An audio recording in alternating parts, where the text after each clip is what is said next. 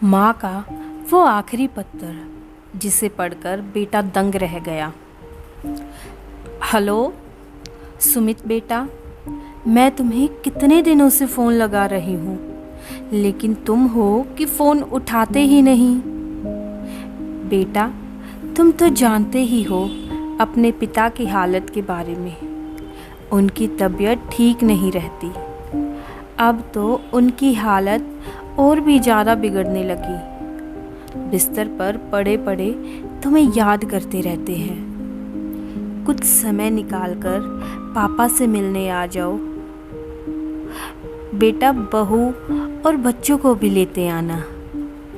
तुम्हारे पापा हिम्मत हार चुके हैं। उन्हें तुमसे मिलकर कुछ सहारा हो जाएगा। अभी शांति जी अपनी बात कह ही रही थी कि सुमित ने अपनी मजबूरी बयां करनी शुरू की। माँ, इस हफ्ते तो मुझे कोई छुट्टी नहीं मिल पाएगी, और आपको तो पता ही है मैं यहाँ पर अपना नया मकान बनवा रहा हूँ। मुझे वहाँ पर निगरानी रखनी पड़ती है। यहाँ पर मेरा रहना बहुत ज़रूरी है। मेरा आपके पास आना थोड़ा मुश्किल है। आप पापा की देखभाल के लिए एक नौकर रख लो। बेटे का स्पष्ट सा जवाब पाकर शांति जी के चेहरे पर चिंता की रेखाएं और निराशा के भाव उफान मारने लगे।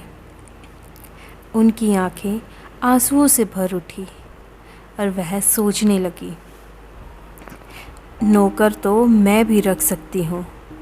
रुपयों पैसों की कमी नहीं है हमारे पास, लेकिन ये आजकल के बच्चों को कौन समझाए कि उनके माँ बाप को किसी पराये से ज़्यादा अपने की ज़रूरत है। दिन प्रतिदिन शुगर और दिल की बीमारी से पीड़ित आनंद जी की तबीयत बद से बदतर होती जा रही थी, और शांति जी के दिल के किसी कोने में एक अनजाना सा डर पनपने लगा था। बीमार पति की देखरेख के लिए वो सारा दिन उनके पलंग के पास ही बैठी रहती। कभी कभी तो आनंद जी पूछ बैठते, क्यों शांति, तुमने सुमित को फ़ोन करके मेरी तबीयत के बारे में नहीं बताया क्या? ऐसा कौन सा काम है जो अपने पापा से बढ़कर हो गया उसके लिए? ऐसा करते हैं, अगर उसे छुट्टी नहीं मिल पा रही तो हम ही उसके घर चले जाते हैं। कुछ दिनों से बहुत दिल कर रहा है अपने बच्चों से मिलने का। और फिर शांति जी फीकी मुस्कुराहट देकर झूठी तसल्ली देने लगती है और कहती है, आपके बेटे ने यहाँ आने के लिए पूरे हफ्ते की छुट्टियों के लिए अप्लाई किया हुआ है, इसलिए आने में कुछ समय लग रहा है। धीरे धीरे आनंद जी भी जान गए थे कि यह सब बातें उनकी पत्नी उनका दिल रखने के लिए कर रही है, वरना शहर यहाँ से है ही कितनी दूर। इस समय इस उपेक्षित वृद्ध दंपत्ति के पास ऐसा कोई अपना नहीं था जिनके साथ वह अपना गम बांट सके। वे दोनों एक दूसरे को ही तसल्ली देकर रह जाते थे। शांति जी अपने पति से कहती है, शायद हमारी किस्मत ही खराब है जो हमें अपने बेटे बहू और पोते पोती के साथ रहने का भी सुख नसीब नहीं हो पा रहा। पोते पोती को अपनी गोद में खिलाने और उनसे लाड करने का अरमान तो अरमान सा ही रह गया। इस पर शांति जी को दिलासा देते हुए आनंद जी कहते, तुम तो अपना दिमाग बेकार की बातों में लगाए रखती हो शांति। बेटे की भी तो अपनी जिंदगी है, वो अपने पैरों पर खड़ा है, खुश है। इससे ज़्यादा हमें और क्या चाहिए? हमें उनकी खुशियों में अपनी खुशियाँ देखनी चाहिए। लेकिन क्या बेटे का कोई फर्ज नहीं बनता? अरे पगली, जिसके भाग्य में जो लिखा है वह उसे मिलकर ही रहता है। शायद हमारे भाग्य में बच्चों का इतना ही था। हम बेकार में ही उनके आने की उम्मीद पाले रहते हैं। उनकी दुनिया में अब उनके अपने बीवी बच्चे और शहर के पढ़े लिखे लोग हैं। अब उनकी दुनिया में हमारी कोई जगह नहीं है। और ऐसे ही दोनों एक दूसरे को तसल्ली देकर रह जाते थे और एक दूसरे के गमों को बांटने का प्रयास करते थे। घर का कामकाज संभालने के लिए भी शांति जी ने नौकर रख लिया था। नौकर रखने से उन्हें इस बात की तसल्ली रहती कि चलो कोई तो है इस अवस्था में जो उनके साथ है, जो उनके मुश्किल समय में भी उन्हें संभाल लेगा। कुछ दिन यूं ही बीते, लेकिन आनंद जी की बीमारी बढ़ती ही जा रही थी। अब तो दवाइयाँ भी उनकी बीमारी के सामने हिम्मत हारने लगी थी। लेकिन क्या मजाल, उनका बेटा उनका हालचाल पूछने भी आया हो। अपने पति की चिंता में डूबी शांति जी ने बड़े भारी दिल से, ना चाहते हुए भी, अपने बेटे को फिर से फ़ोन किया और रुआसी आवाज़ में बोली, बेटा, तुम्हारे पापा की हालत ज़्यादा बिगड़ने लगी है। यहाँ भी डॉक्टर को दिखा दिया, लेकिन डॉक्टर ने कहा है कि तुम्हारे पिता को शहर के किसी बड़े अस्पताल में ले जाने की ज़रूरत है। उनकी यह हालत अब मुझसे नहीं देखी जा रही। तुम जल्दी से आकर हमें ले जाओ। तुम्हारे पापा को जल्द से जल्द अच्छे इलाज की ज़रूरत है।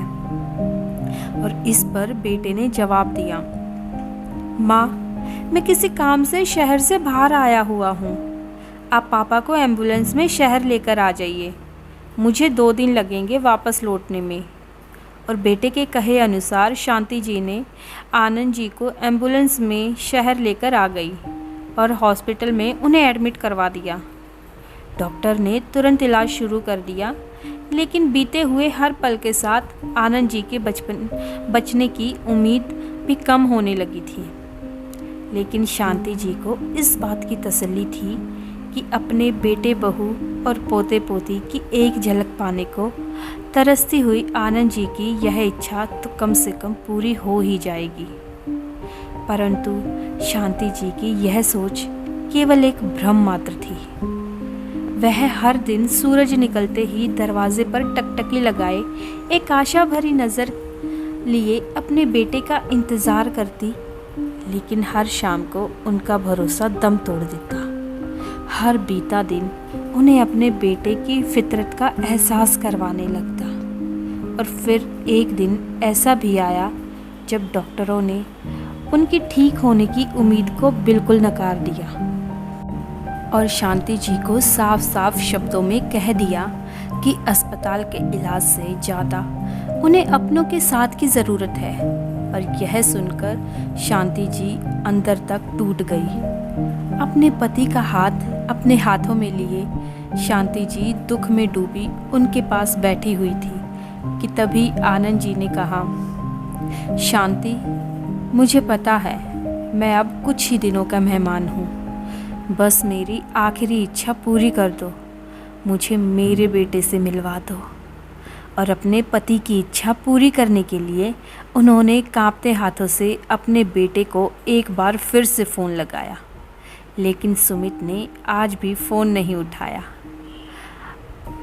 अपने आप को जैसे तैसे संभालते हुए उन्होंने अपने पति को बेटे के घर ले जाने का फ़ैसला किया।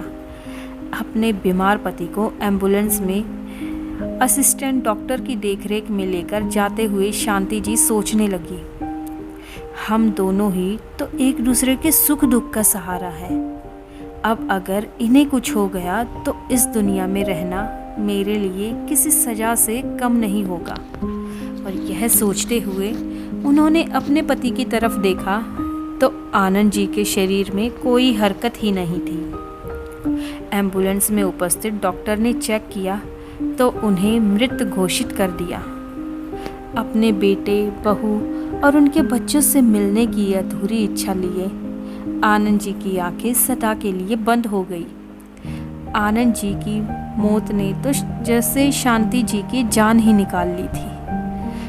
अपने पति के मृत शरीर को देखकर आंसू बहाने के अलावा उनके पास और कोई चारा नहीं था। वह एम्बुलेंस में अपने बेटे के फ्लैट के बाहर तक पहुंच चुकी थी, लेकिन जब आनंद जी नहीं रहे तो बेटे के घर जाने का क्या फ़ायदा। यह सोचकर वो उसी एम्बुलेंस में अपने मृत पति को लेकर वापस गांव की ओर चल दी।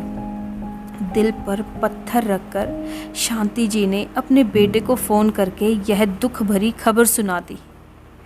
2 दिन बीत चुके थे, लेकिन वो अभी तक घर नहीं पहुंचा था। मजबूरन बेटे की अनुपस्थिति में ही आनंद जी का अंतिम संस्कार कर दिया गया और अपने घर के बरामदे में बैठी हुई शांति जी बार बार यही सोचकर दुखी हो रही थी कि आनंद के बिना आगे की ज़िंदगी कैसे कटेगी। आनंद थे तो कम से कम किसी अपने के होने का एहसास तो रहता था, वरना बेटा होते हुए भी वो बेसहारा ही थे। उनके मन में बार बार यह प्रश्न रह रहकर उठ रहे थे, यदि बुढ़ापा इसी दर्द का नाम है तो यह क्यों आता है? क्यों बच्चे इस उम्र में अपने माँ बाप से इतनी दूरी बना लेते हैं? क्यों उन्हें कष्ट भोगने के लिए अकेला छोड़ देते हैं?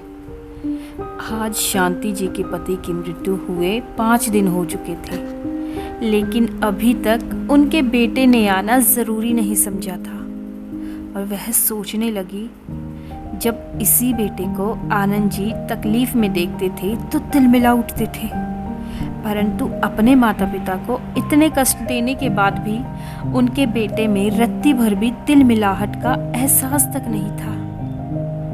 बड़े होकर अपने ही बच्चे इतने स्वार्थी और पत्थर कैसे हो जाते हैं? शांति जी की आंखें रो रो कर सूज चुकी थी। अपने पति की असमय मृत्यु उनकी आंखों के पानी को समाप्त करने लगी थी। अब तो ऐसा लग रहा था मानो इन आंखों में से खून बहने लगेगा। आनंद ने अपने बेटे को ज़रा सी भी दुख तकलीफ़ का एहसास तक नहीं होने दिया था, फिर भी वो उनकी अंतिम यात्रा में क्यों नहीं आया, जिसकी एक मांग पर आनंद जी दुनिया भर की खुशियाँ लाकर उनके कदमों में रख देते। उसकी जरा सी तकलीफ़ के लिए आसपास के वैद्य हकीम को इकट्ठा कर लेते थे। उनकी इच्छा को जुबान पर आने से पहले ही पूरा कर देते थे। उन्होंने तो अपने प्यार में कोई कमी नहीं आने दी थी, और वही बेटा अब उनके बीमार होने पर तो क्या, अंतिम विदाई पर आने के लिए भी समय नहीं निकाल पाया था। शांति जी सोचने लगी कि जब 2 वर्ष पहले सुमित गांव आया था तो शांति जी और आनंद जी ने उनके साथ चलने का जिक्र किया था। उनकी बहू का तो यह बात सुनते ही चेहरा उतर गया था। जाने दोनों ने अकेले में क्या बातें की, और अगले दिन जब उनके साथ चलने का समय आया तो सुमित ने टाल मटोल करते हुए कहा, पापा, यहाँ की ढेर सारी ज़मीन तो खराब हो जाएगी। यहाँ की खेती को संभालना भी तो बहुत ज़रूरी है, इसलिए आप दोनों यहीं रहिए। और बेटे सुमित की हाँ में हाँ मिलाते हुए बहू भी बोली, ये बिल्कुल सही कह रहे हैं पापा जी। इस बुढ़ापे में शहर का प्रदूषण भरा वातावरण आपकी सेहत के लिए वैसे भी अच्छा नहीं है। गांव का साफ और स्वच्छ वातावरण ही आप दोनों के स्वास्थ्य के लिए ठीक रहेगा। आनंद जी तो अपने बेटे बहू की बात मान गए थे, लेकिन शांति जी ने उसी दिन अपने बेटे और बहू के मन को टटोल लिया था। उन्हें मन ही मन एहसास हो रहा था कि अब अपने बेटे के सहारे की उम्मीद रखना ही बेकार है, लेकिन उस समय तो उनके पास अपने पति का सहारा था। अब तो वह सहारा भी भगवान ने उससे छीन लिया था। अतीत में जाते हुए शांति जी को बीते समय की यादें किसी पैने दर्द की अनुभूति कराने लगी। आंखों से गिरते हुए आंसुओं ने उनके कपड़ों के ऊपरी भाग को गीला कर दिया था और वह सोचने लगी, 5 दिन पहले जब पिता की मृत्यु की खबर भिजवाई जा चुकी थी, फिर भी बेटे बहू का कोई अता पता नहीं। इस 5 दिन के अंतराल में उन्होंने एक एक पल कैसे काटा, उनकी हालत साफ बयां कर रही थी। अपने पति के जाने का गम और बच्चों की उपेक्षा झेलते हुए वो छत पर टहल रही थी और छत की मुंडेर से नीचे आंगन की ओर देखा और सोचने लगी, इसी आंगन में तो आनंद जी की बेपरवाह हंसी गूंजा करती थी। यही हमारे बेटे का बचपन बीता, यही आंगन तो हमारे हंसते खेलते परिवार के हंसी ठहाकों की आवाज़ों का गवाह हुआ करता था। अपनी पुरानी यादों में खोई शांति जी के विचारों पर एकाएक विराम लग गया। जैसे ही गांव के बीच से होकर जाने वाली सड़क से किसी गाड़ी की ज़ोरदार ब्रेक की आवाज़ आई। अपने बेटे के आने की आशा लिए उन्होंने गाड़ी की ओर देखा तो पास वाले खत्री जी का बेटा उस गाड़ी से उतर रहा था। वो भी शहर में ही नौकरी करता था और उसे देखकर वह सोचने लगी, सबके बच्चे कुछ दिनों की नौकरी के बाद अपने माता पिता से मिलने आते हैं। एक वही अभागे हैं जिनके बेटे ने उन्हें इस हालत में भी अकेला छोड़ दिया है। गम के अथाह सागर में डूबी शांति जी कुछ देर बाद छत से नीचे उतर आई तो देखा खत्री जी का बेटा आनंद जी के लिए अफसोस प्रकट करते हुए आया था। अब तो शांति जी को अपनी परवरिश पर भी घिन आने लगी थी। बाहर निकलकर अपने बेटे के आने की आस से एक बार फिर वह सड़क का मुआवना करने लगी तो देखा दूर दूर तक सन्नाटा पसरा था। फिर से कांपती टांगों के साथ वह अंदर आ गई। अपने पिता की 13वीं पर जब सुमित अपनी पत्नी और बच्चों के साथ गांव पहुंचा तो गांव में चारों ओर हैरान कर देने वाला सन्नाटा पसरा हुआ था। गांव की गलियां, चौराहे, जहां हर पल लोगों की चहल पहल लगी रहती थी, आज सुनसान पड़ी थी। कहीं बच्चे भी खेलते नज़र नहीं आ रहे थे। जहां कहीं 1-2 गांव वाले नज़र भी आ जाए तो देखा उसकी नज़रें उसे ऐसे देख रही थी जैसे वह कोई अपराधी हो जिसने बहुत बड़ा गुनाह किया है। जैसे ही वो लोग घर पहुँचे तो देखा घर के आंगन में लोगों की भीड़ जुटी हुई है। आगे बढ़ा तो सारे गांव वालों की हैरानी भरी नज़रें उसे अपराध बोध करा रही थी।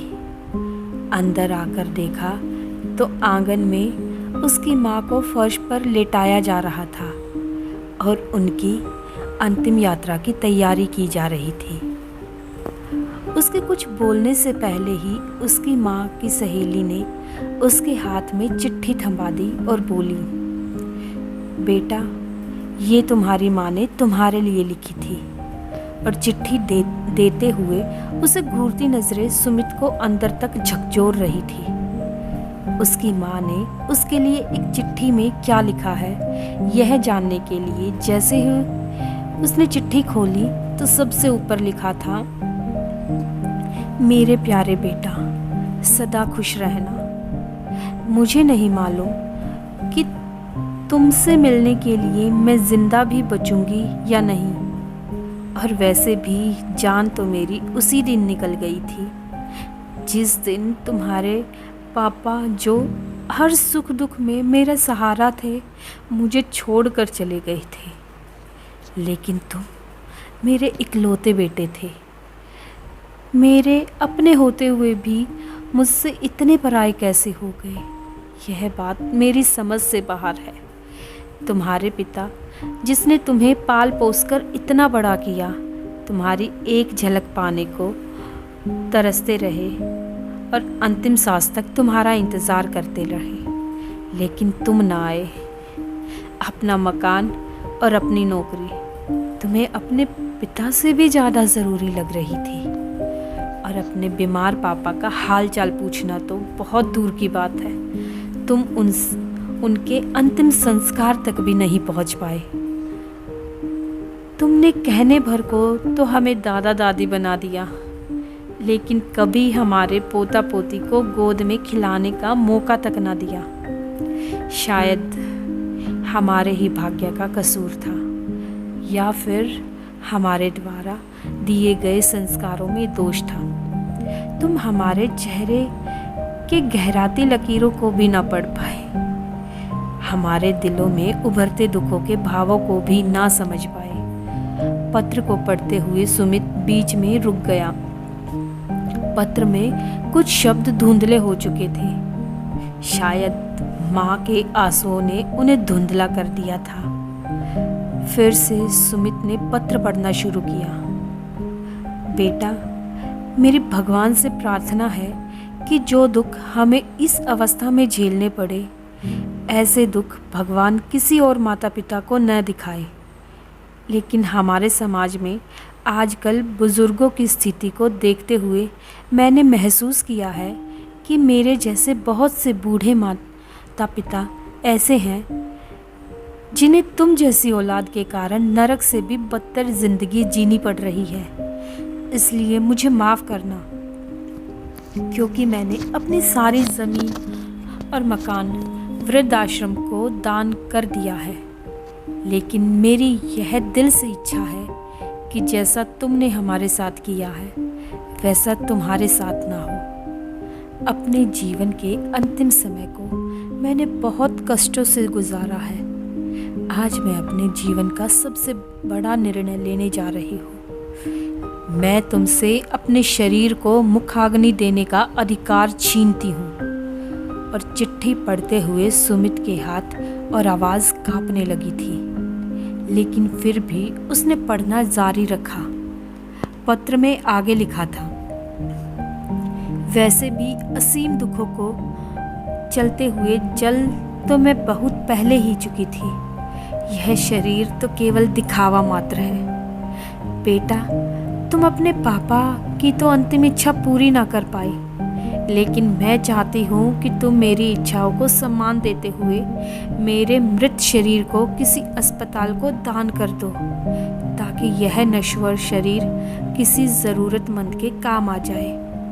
और हो सके तो मुझे माफ़ करना। और पत्र को पढ़कर सुमित के चेहरे पर असीम दुख उभरने लगा, और अपने घुटनों के बल बैठकर वो ज़ोर ज़ोर से रोने लगा। लेकिन अब इस पछतावे के लिए बहुत देर हो चुकी थी। बाहर से एम्बुलेंस की आवाज़ आई और उसकी माँ के मृत शरीर को उठाकर ले जाया जाने लगा। एक एक करके सभी रिश्तेदार और गांव वालों भी वापस चले गए, और अंत में सुमित के पास रह गया तो सिर्फ पछतावा। सो फ्रेंड, अगर आपको मेरी आज की वीडियो पसंद आई हो तो वीडियो को लाइक, शेयर और कमेंट ज़रूर कीजिए। अगर आपने चैनल को अभी तक सब्सक्राइब नहीं किया है तो जाके चैनल को सब्सक्राइब ज़रूर कीजिए। Thanks for watching.